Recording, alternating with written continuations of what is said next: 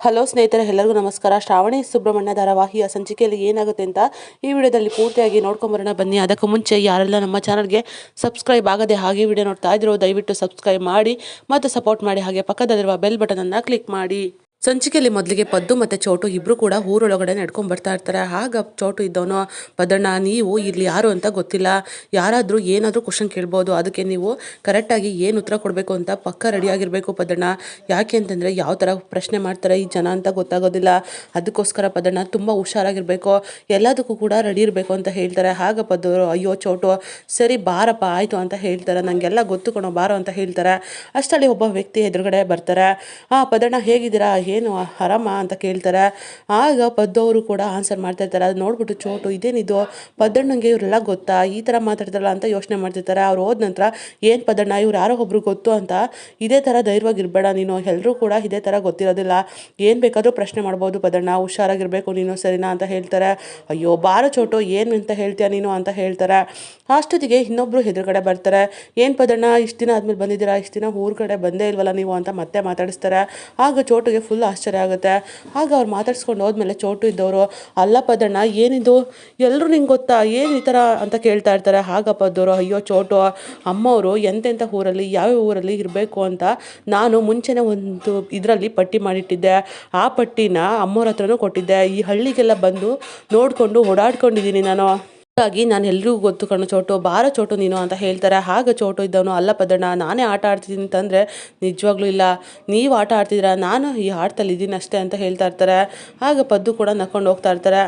ಈ ಕಡೆ ಮದನ್ ಅವರು ಪದ್ದು ಅವರು ಇರೋ ಅಂಥ ಊರಿಗೆ ಬಂದ್ಬಿಟ್ಟು ಅಲ್ಲಿರೋ ಸ್ವಲ್ಪ ಜನನ ನೋಡ್ಬಿಟ್ಟು ಕೇಳ್ತಾರೆ, ಒಂದು ಫೋಟೋ ತೋರಿಸಿ ಈ ನಂದಿನಿ ಅವ್ರನ್ನ ಯಾರಾದರೂ ನೋಡಿದ್ದೀರಾ, ಎಲ್ಲಾದರೂ ನೋಡಿದ್ದೀರಾ ಅಂತ ಕೇಳ್ತಾ ಇರ್ತಾರೆ. ಆಗ ಇದ್ದವ್ರ ಜನ ಎಲ್ಲೋ ನೋಡಿದ್ದೀನಿ ಅಂತ ಅನ್ನಿಸ್ತಾ ಇದೆ, ಇದೇ ಊರಲ್ಲಿ ಇರ್ಬೋದು ಅಂತ ಒಂದು 3-4 ಜನ ಹೇಳ್ತಾ ಇರ್ತಾರೆ. ಆಗ ಒಬ್ಬ ಕೇಳಿಸ್ಕೊಂಡು ಪದ್ದವ್ರ ಹತ್ರ ಬಂದು ಹೇಳ್ತಾರೆ, ಪದ್ದಣ್ಣ ಈ ಥರ ಹಿಂಗೆ ಕೇಳ್ತಾ ಇದ್ರು, ಯಾರೋ ಸಿಟಿ ಜನ ಆದರೆ ವಿಚಾರಿಸ್ತಾ ಇದ್ರು, ಒಬ್ರನ್ನ ಬೆಂಗಳೂರವರು ಅಂತ ಅನ್ಸುತ್ತೆ ಅಂತ ಹೇಳ್ತಾರೆ. ಆಗ ಪದ್ದು ಮತ್ತು ಚೋಟಿಗೆ ಫುಲ್ ಶಾಕ್ ಆಗುತ್ತೆ.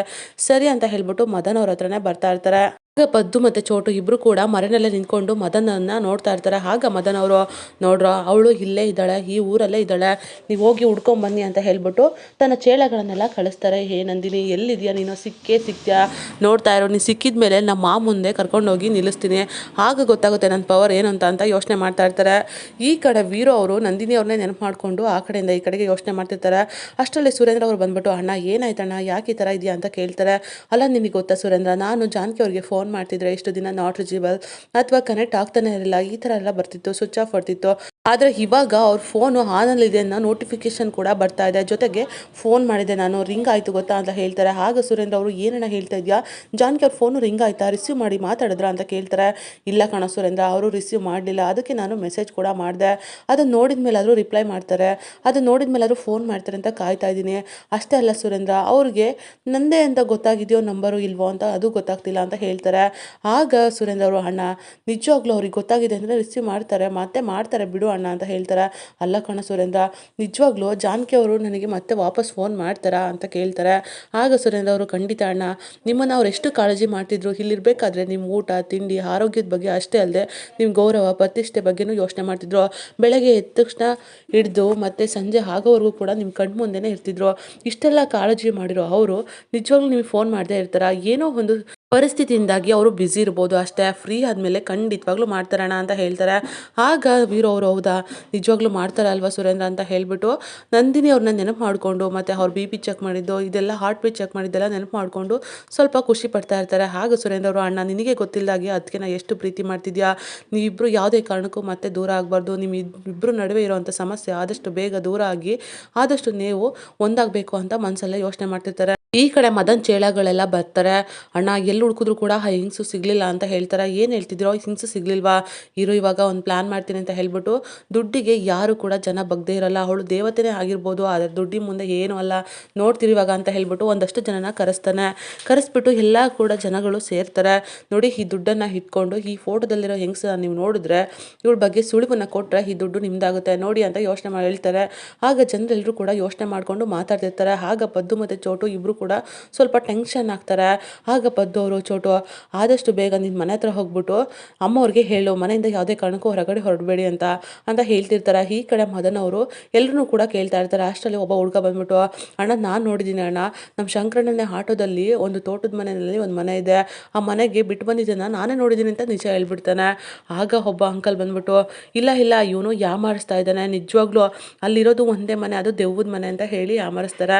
ಆಗ ಆ ಹುಡುಗ ಇಲ್ಲ ಖಂಡಿತವಾಗ್ಲೂ ನಾನೇ ಕಣ್ಣಾರ ನೋಡಿದ್ದೀನಿ, ಇವ್ರನ್ನ ಅಲ್ಲೇ ಇದ್ದಾರೆ, ಆ ಮನೆಯಲ್ಲೇ ಇದ್ದಾರೆ ಅಂತ ಹೇಳ್ತಾರೆ. ಆಗ ಮದನ್ ಅವರು ಅಲ್ಲ ನೀವು ನೋಡಿದ್ರೆ ಹೀಗೆ ಹೇಳ್ತೀರಾ, ನೀವು ನೋಡಿದ್ರೆ ಈ ಥರ ಹೇಳ್ತಾ ಇದ್ದೀರಾ, ನಾನು ಯಾರ ಮಾತನ್ನ ನಂಬಲಿ, ಇರಲಿ ಇದ್ರೂ ಇರ್ಬೋದು, ಆ ದೆವ್ವದ ಮನೆಯಲ್ಲಿ ದೇವತೆನೂ ಇರ್ಬೋದು ತಾನೇ, ಬಂದರೂ ಹೋಗೋಣ ಅಂತ ಹೇಳ್ಬಿಟ್ಟು ದುಡ್ಡನ್ನು ಹುಡುಗಂಗೆ ಕೊಟ್ಬಿಟ್ಟು ಹೊರಟ್ಬಿಡ್ತಾರೆ. ಈ ಕಡೆ ಪದ್ದು ಮತ್ತು ಚೋಟು ಇಬ್ಬರು ಕೂಡ ಆದಷ್ಟು ಬೇಗ ನಂದಿನಿ ಅವ್ರ ಹತ್ರ ಬರ್ತಾರೆ. ನಂದಿನಿ ಅಮ್ಮೋರೆ ನಾವು ಹೇಳ್ದಾಗೆ ನಾವು ಅಂದ್ಕೊಂಡಾಗೆ ಆ ಮದನ ಬಂದಿದ್ದಾನೆ ಅಂತ ಹೇಳ್ತಾರೆ.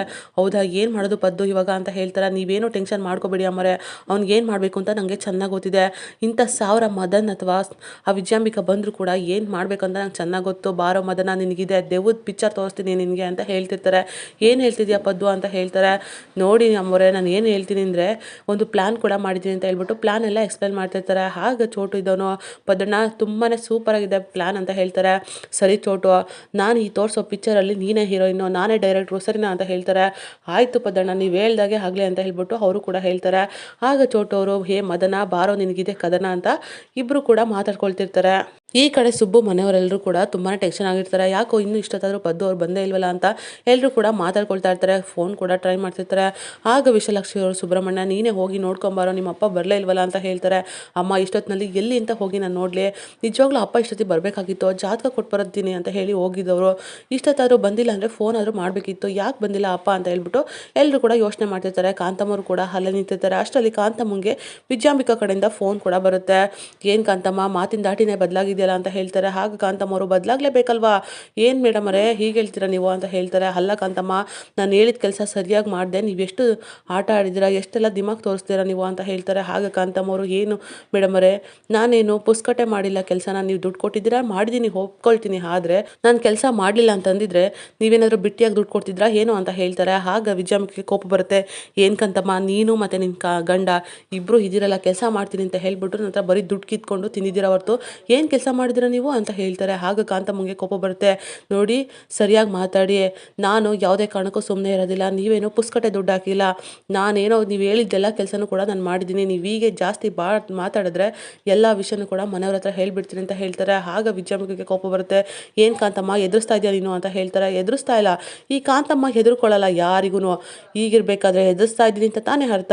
ನೋಡು ವಿಜಯಾಂಬಿಕಾ ಮೇಡಮ್ ಈ ಥರನೇ ಇದ್ದರೆ ನನ್ನ ಹತ್ರ ಸರಿ ಹೋಗಲ್ಲ, ನಾನು ಮಾತ್ರ ಸುಮ್ಮನೆ ಇರೋದಿಲ್ಲ, ನಿಮಗೆ ನನ್ನಿಂದ ಏನು ಉಪಯೋಗ ಇಲ್ಲ ಅಂತ ಅಂದಮೇಲೆ ನನಗೂ ಕೂಡ ನಿಮ್ಮಿಂದ ಏನೂ ಆಗಬೇಕಾಗಿಲ್ಲ ಸರಿನಾ ಅಂತ ಹೇಳ್ಬಿಟ್ಟು ಗುಡ್ ಬೈ ಅಂತ ಹೇಳ್ಬಿಟ್ಟು ಫೋನ್ನ ಕಟ್ ಮಾಡ್ತಾರೆ. ವಿಜಯಾಂಬಿಕೆಗೆ ಸರ್ರೆ ಕಾಂತಮ್ಮ ಅವರು ಕ್ಲಾಸ್ ತೊಗೊಂಡಿದ್ದಾರೆ. ನಂತರ ವಿಜಯಾಂಬಿಕಾ ಅವರು ಬೀದಿ ನಾಯಿಗಳ ಹತ್ರ ಎಲ್ಲ ನಾನು ಮಾತು ಕೇಳೋ ಥರ ಆಯಿತು, ಇರಲಿ ಆ ನಂದಿನಿ ಕತೆನ ಮುಗಿಸಿದ್ರೆ ಎಲ್ಲರ ಕತೆನೂ ಕೂಡ ಮುಗಿಸ್ದಾಗೆ, ಇವರೆಲ್ಲ ನನಗೆ ಲೆಕ್ಕನೇ ಇಲ್ಲ ಅಂತ ಯೋಚನೆ ಮಾಡ್ತಾ ಇರ್ತಾರೆ. ಈ ಕಡೆ ಮದನ್ ಅವರು ಮತ್ತು ತನ್ನ ಚೇಳಗಳೆಲ್ಲ ಕೂಡ ನಂದಿನಿ ಅವ್ರ ಮನೆ ಹತ್ರ ಬಂದುಬಿಡ್ತಾರೆ. ಆಗ ಪದ್ದು ಅವರು ಕೂಡ ನೋಡ್ತಾ ಇರ್ತಾರೆ. ಬಂದಿದ್ದ ತಕ್ಷಣ ನಂದಿನಿ ಅವ್ರ ಹತ್ರ ಹೋಗ್ಬಿಟ್ಟು ಅಮ್ಮವ್ರೆ ಅವರೆಲ್ಲರೂ ಬಂದಿದ್ದಾರೆ ಅಂತ ಹೇಳ್ತಾರೆ. ಸಂಜೆ ಕೂಡ ಆಗಿರುತ್ತೆ. ಆಗ ನಂದಿನಿ ಅವರು ಅಲ್ಲ ಪದ್ದು ಅವರೆಲ್ಲರೂ ತೀರ್ಮಾನ ಮಾಡ್ಕೊಂಡೇ ಬಂದಿರ್ತಾರೆ, ಏನು ಮಾಡೋದು ಅಂತ ಹೇಳ್ತಾರೆ. ಆಗ ಪದ್ದು ಅವರು ನೋಡಿ ಅಮ್ಮವ್ರೆ ನೀವೇನು ತಲೆ ಕೆಡಿಸ್ಕೋಬೇಡಿ, ಅವ್ರಿಗೆ ದೆವ್ವದ ಲೋಕನ ತೋರಿಸ್ತೀನಿ ನೋಡ್ತಾ ಇರಿ ಅಂತ ಹೇಳ್ಬಿಟ್ಟು ಚೋಟುನ ಕರೀತಾರೆ. ಚೋಟು ಫುಲ್ ದೆವ್ವ ಥರನೇ ರೆಡಿಯಾಗಿ ಬಂದಿರ್ತಾರೆ. ಆಗ ನಂದಿನಿ ಅವರೇ ಒಂದು ಕ್ಷಣ ನೋಡ್ಬಿಟ್ಟು ಫುಲ್ ಟೆನ್ಷನ್ ಆಗಿಬಿಡ್ತಾರೆ. ಆಗ ಚೋಟುನ ನೋಡಿ ಫುಲ್ ಹೆದರ್ಕೋಬೇಕು ಆ ರೀತಿನೇ ಪರ್ಫೆಕ್ಟಾಗಿ ರೆಡಿಯಾಗಿರ್ತಾರೆ. ಈ ಕಡೆ ಮದನ್ ಅವರು ತನ್ನ ಚೇಳಗಳಿಗೆ ನೋಡಿ ಅವಳ ಜೊತೆನಲ್ಲಿ ಯಾರೇ ಇದ್ರೂ ಕೂಡ ಅವ್ರನ್ನೆಲ್ಲರೂ ಮುಗಿಸಿ ಅವಳು ಕುತ್ತಿಗೆ ಹಿಡಿದು ಹೇಳ್ಕೊಂಬನ್ನಿ ಅಂತ ಹೇಳ್ಬಿಟ್ಟು ಕಳಿಸ್ತಾರೆ. ತನ್ನ ಚೇಳಗಳೆಲ್ಲ ಮನೆ ಒಳಗೆ ಎಂಟ್ರಿ ಕೊಡ್ತಾರೆ. ಆಗ ಪದ್ದು ಅವರು ಮೇಲೆ ಕೂತ್ಕೊಂಡು ಅವ್ರು ಬರೋದನ್ನೇ ನೋಡ್ಕೊಂಬಿಟ್ಟು ಉಯ್ಯಾಲೆನ ಜೋರಾಗಿ ನೂಕ್ಬಿಡ್ತಾರೆ. ಆಗ ಎಲ್ಲರೂ ಕೂಡ ಒಂದು ಕ್ಷಣ ಎದುರ್ಕೊಂಡ್ಬಿಡ್ತಾರೆ. ಅಷ್ಟರಲ್ಲಿ ಚೋಟು ಕೂಡ ಅವ್ರ ಮುಂದೆನೇ ಬಂದ್ಬಿಟ್ಟು ತಲೆನ ಅಲ್ಲಾಡಿಸ್ಬಿಡ್ತಾರೆ. ಮುಖನ ನೋಡ್ಬಿಟ್ಟು ಎಲ್ಲ ಎದುರ್ಕೊಂಡ್ಬಿಡ್ತಾರೆ. ಚೋಟು ಮತ್ತೆ ಉಯ್ಯಾಲೆ ಮೇಲೆ ಹೋಗಿ ಕುತ್ಕೊಂಡ್ಬಿಟ್ಟಿರ್ತಾರೆ. ಅಯ್ಯೋ ಇವಳೇ ಇರ್ಬೋದು ಆ ನಂದಿನಿ ಅಂತ ಹೇಳ್ಬಿಟ್ಟು ಹಿಂದೆಯಿಂದ ಜಡೆನ ಮುಟ್ಟೋದಕ್ಕೆ ಅಂತ ಹೋಗ್ತಾರೆ. ಅಷ್ಟರಲ್ಲಿ ಚೋಟು ಫುಲ್ ತಿರುಗಿ ಎಂಟ್ರಿ ಮುಖನ ತೋರಿಸ್ಬಿಡ್ತಾರೆ. ಆಗ ಆ ರೌಡಿಗಳು ಹೋಗಿ ಒಂದು ಕಡೆ ಮೂಲೆಯಲ್ಲಿ ಬಿದ್ದುಬಿಡ್ತಾರೆ. ಪಟಾಕಿ ಸೌಂಡು ಫುಲ್ ಮನೆಯೆಲ್ಲ ಶಬ್ದ ಎಲ್ಲನೂ ಕೂಡ ಫುಲ್ ಭಯಂಕರವಾಗಿ ಆ ರೌಡಿಗಳಿಗೆ ಹೆದರಿಸಿ ಚೆನ್ನಾಗಿ ಹೊಡೆದು ಮನೆಯಿಂದ ಹೊರಗಡೆ ಹಾಕ್ಬಿಡ್ತಾರೆ. ಆಗ ಎಲ್ಲ ಎದುರ್ಕೊಂಡು ಮದನ್ ಅವ್ರ ಹತ್ರ ಹೋಗ್ಬಿಡ್ತಾರೆ. ಇದಕ್ಕೆಲ್ಲ ನಾನೇ ಸರಿ, ನಾನೇ ನೋಡ್ಕೊಳ್ತೀನಿ, ಅವಳು ಏನು ಮಾಡ್ತಾಳೆ ಅಂತ ಹೇಳ್ಬಿಟ್ಟು ಅಂತ ಮದನ್ ಅವರು ಕೂಡ ಮನೆ ಒಳಗಡೆ ಎಂಟ್ರಿ ಕೊಡ್ತಾರೆ. ಆಗ ಮದನ್ಗೂ ಕೂಡ ಅದೇ ಥರ ಹೆದರಿಸ್ಬಿಡ್ತಾರೆ. ಹಿಂದೆಯಿಂದ ಯಾರೋ ಓಡಾಡಿರೋ ಥರ ಈಗೆಲ್ಲ ಮಾಡಿಬಿಡ್ತಾರೆ. ಆಗ ಮದನ್ ಕೂಡ ಫುಲ್ ಟೆನ್ಷನ್ ಆಗಿಬಿಟ್ಟು ಹೆದರ್ಕೊಂಡ್ಬಿಡ್ತಾರೆ. ಮೇಲ್ಗಡೆಯಿಂದ ಪದ್ದು ಹಿಟ್ಟನ್ನು ತಲೆ ಮೇಲೆ ಸುರಿದ್ಬಿಡ್ತಾರೆ. ಆಗ ಚೋಟು ಕೂಡ ಮುಂದೆ ಬಂದು ಫುಲ್ ಎದುರಿಸ್ಬಿಡ್ತಾರೆ. ಆಗ ಮದನ್ ಅವರು ಕೂಡ ಎಲ್ಲ ಎದುರ್ಕೊಂಡು ಹೊರಗಡೆ ಓಡ್ಬಿಡ್ತಾರೆ. ಆಗ ಪದ್ದು ಹೋಗ್ಬಿಟ್ಟು ಹಿಂದೆಯಿಂದ ಮದನ್ ತಲೆಗೆ ಚೆನ್ನಾಗಿ ಹೊಡೆದ್ಬಿಡ್ತಾರೆ. ಆಗ ಮದನ್ ಅವರು ಒದೆ ತಿಂದಿರೋ ಅಂಥ ಹೊಡೆತಕ್ಕೆ ಮದನ್ ಅವರು ಅಲ್ಲೇ ಬಿದ್ದೋಗ್ಬಿಡ್ತಾರೆ. ಆಗ ನಂದಿನಿಯವರು ಕೂಡ ಆ ಮನೆಯಿಂದ ನಗ್ತಾ ಹೊರಗಡೆ ಬಂದುಬಿಡ್ತಾರೆ. ಇದಾಗಿತ್ತು ಈ ಸಂಚಿಕೆ. ನಮ್ಮ ವಿಡಿಯೋ ನಿಮಗೆ ಇಷ್ಟ ಆಗಿದ್ದಲ್ಲಿ ಒಂದು ಲೈಕ್ ಮಾಡಿ. ಮುಂದಿನ ವಿಡಿಯೋಗಳಿಗಾಗಿ ನಮ್ಮ ಚಾನಲನ್ನು ಸಬ್ಸ್ಕ್ರೈಬ್ ಮಾಡಿ ಮತ್ತು ಸಪೋರ್ಟ್ ಮಾಡಿ. Thank you.